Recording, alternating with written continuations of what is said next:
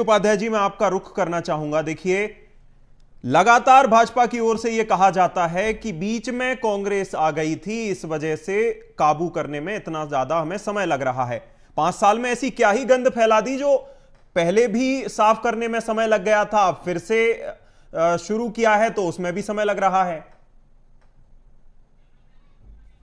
अभिनय जी, मुझे खुशी है कि हमारे भाजपा प्रवक्ता ने कहा, याद दिलाया दर्शकों को भी कि 31 मार्च 2026 तक नक्सलियों का खात्मा हो जाएगा, ऐसा कहा है देश के गृह मंत्री ने। ये बात और है कि नोटबंदी के समय ही एज एन आफ्टर थॉट भले ही इन्होंने कहा था कि नोटबंदी से आतंकवाद सहित नक्सलवाद का भी कमर टूट जाएगा।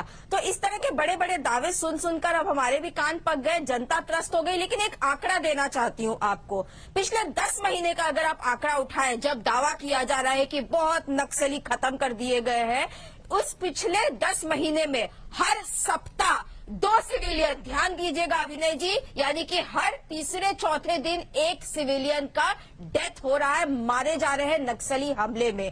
और ये सिर्फ सिविलियन डेथ की बात कर रहे हैं हम, आपके पुलिस की और डीआरजी और बाकी सिक्योरिटी फोर्सेस की बात नहीं हो रही है। यहां तक कि हमने देखा कि क्रॉस फायरिंग में छोटी बच्ची तक वहां सुरक्षित नहीं है, गोली लगी छोटी बच्ची को भी। तो ये सच्चाई है कि ये भारतीय जनता पार्टी सिर्फ बड़े बड़े दावा करती है।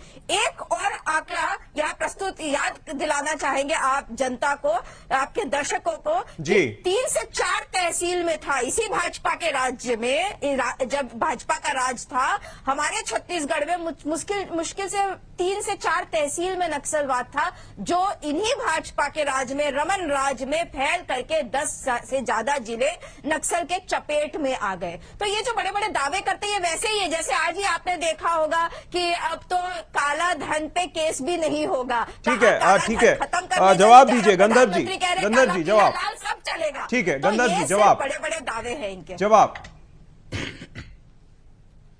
देखिए,